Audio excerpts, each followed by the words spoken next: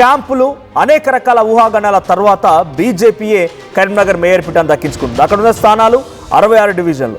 66 డివిజన్లకు గాను 34 ఎవరైతే సాధిస్తారో 34 సాధించిన వారికి అక్కడ మేయర్ పీఠం దక్కుతుంది. అయితే యాక్చువల్గా ఇక్కడ రిజల్ట్స్ ప్రకారంగా బీజేపీ గెలిచింది 30 స్థానాల్లో, బీఆర్ఎస్ గెలిచింది 9 స్థానాల్లో, కాంగ్రెస్ గెలిచింది 14, ఎంఐఎం 3, ఇతరులు మొత్తంగా అటు ఆల్ ఇండియా ఫార్వర్డ్ బ్లాక్ 2 అండ్ ఇతరులు 8 కలిపి 10 స్థానాలు ఉన్నాయి. ఇప్పుడు బీజేపీ ఏం చేస్తుందనంటే బీజేపీ ఇప్పటికే ముగ్గురిని తమ పార్టీలో చేర్చుకుంది. ముగ్గురు ఇండిపెండెంట్లే, ముగ్గురు తన పార్టీలో కలిపేసుకున్నారు.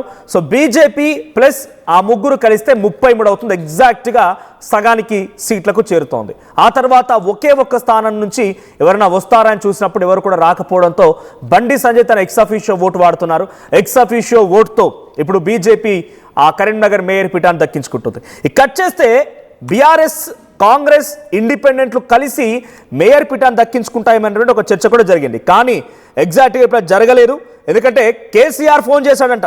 కేసీఆర్ గంగుల కమలాకర్కి క్లాస్ పీకాడంట. మనం కాంగ్రెస్ సపోర్ట్ చేయడం ఏంటి, కాంగ్రెస్ ఒక అభ్యర్థిని పెట్టడం ఏంటి, మనం తటస్థంగా ఉందాం, మనం ఇలా చేస్తే తప్పుడు సంకేతాలు వెళ్తాయి, అర్థం కావడం లేదా అని చెప్పి గంగుల కమలాకర్కి క్లాస్ పీకారంట. సో తటస్థంగా ఉండాలని చెప్పి కేసీఆర్ నిర్ణయం తీసుకోవడంతో 9